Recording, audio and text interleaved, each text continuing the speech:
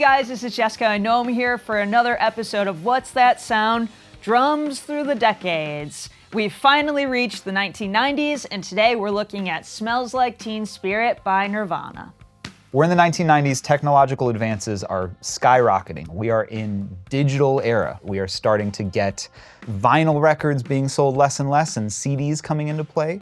We are getting digital tape, we are getting Pro Tools, we are getting a bunch of things that are brand new in this decade, and it's shaping the way that people are making the records.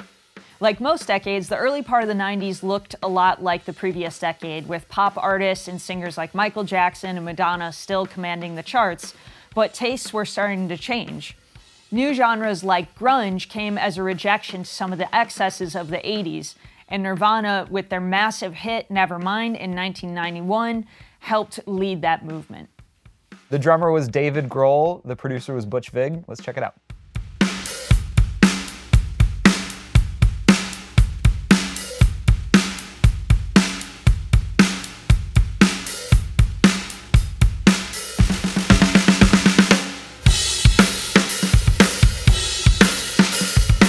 For drums, we used our Gretsch house kit, and then we had a Ludwig Supraphonic for our snare. For cymbals, we had two Zildjian Dark Crashes, both an 18 and a 20-inch, and then we had a pair of 14-inch K-Suite hi-hats. As for the playing on this track, while sometimes we really have to focus on our dynamics, somebody in this room is usually telling me I have to quiet down a little bit. No, that's not me. But I was given permission on this track to play as hard as I wanted to.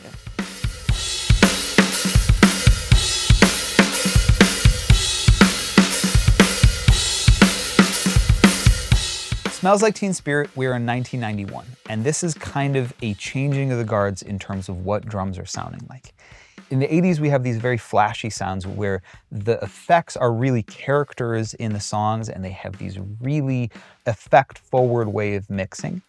As we're getting into the 90s, we're getting into a more raw, more intense, and more honest-sounding way of processing drums. That's not to say that there was not processing on these drums. There was quite a bit, and these are not even the least processed drums of the time. But if you listen to something like Pearl Jam 10, there's aspects of that record that very much sound like the 80s. And this record was made around the same time, and it was very distinctly 90s. This was such a quintessential drum sound that it kind of set the tone for the rest of the decade in a lot of ways. So on our kick drum, on the kick in, we have an AKG D12, which is a classic, kind of older school mic, but it is a great sounding mic for kick in. On the kick out, we have a FET 47. Now, the only thing that's unique about this is that we also have what's called a kick cannon. This is where we took the shell of another drum and we put it in front of the kick drum. We covered the whole thing with a blanket, and we stuck at the very end of it our kick out mic. So our kick out mic is actually pretty far away from the kick drum, but because of this kick cannon, it has all this time for the sound to develop without a ton of bleed.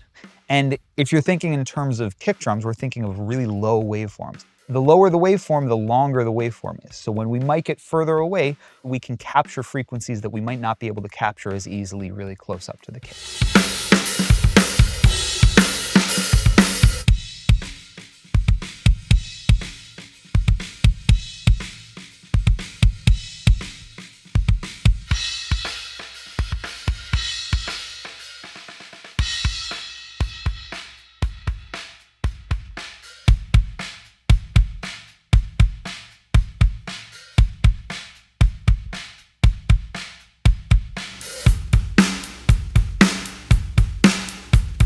On our snare drum, super basic, SM57 going through a 1073.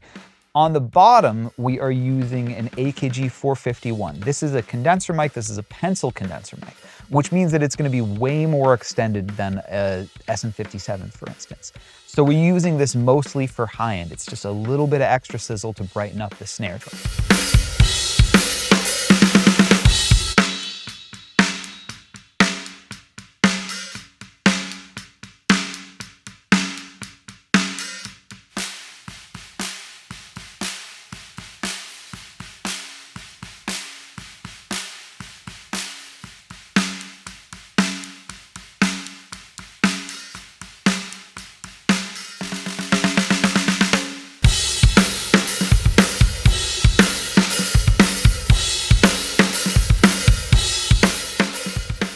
On our toms, 421s. This is quintessential 90s tom mics.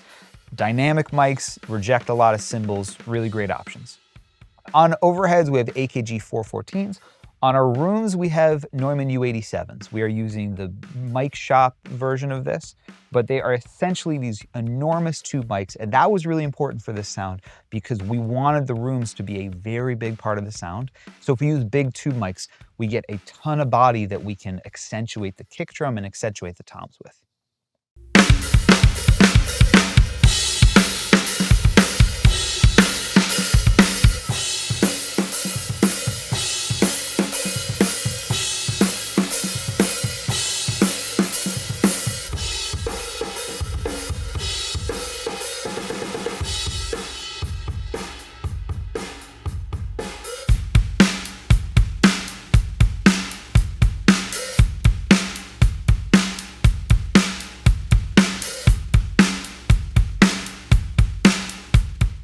So what's interesting about this record is it was recorded by Butch Vig, and Butch Vig at the time was a kind of like a DIY producer in some ways, right? He was making records that felt very rough around the edges and did not have a lot of lacquer on them, did not have this kind of polished sound. And so when he recorded this, he very much recorded it in that way, really relying on room mics, really trying to make it feel punk rock in some ways. When Butch Vig went and mixed it, the band was not happy and they ended up hiring Andy Wallace to remix the record. Now, Andy Wallace, the last record that he did, I believe, was like Slayer. And so he was making these really, really tight, bombastic records. And the combination of those two things, Andy Wallace kind of put extra lacquer on this thing, made it a little bit more polished, but also Andy Wallace has this very, very punchy way of mixing, and the combination made something kind of new. Moving into reverb, there is in fact reverb on this recording. It's not a ton of it, right? It's not like an 80s recording, but there is reverb, and the move in this 90s way of processing reverb is trying to get the reverb to not sound separate from the drums, right? Trying to make it feel like it is not in fact a reverberated version of the snare, but it's just like the way that the snare felt in the room reflected through artificial reverbs. So we are blending two reverbs together. We're using a Valhalla room reverb, and we are using the UAD version of an EMT 140 plate. And we're peppering them in and really blending them to make it feel somewhat transparent, even though if you take it away, you obviously notice that something is missing. But if you add it back in, it doesn't sound like a reverberated snare, it just sounds like a really great sounding drum room.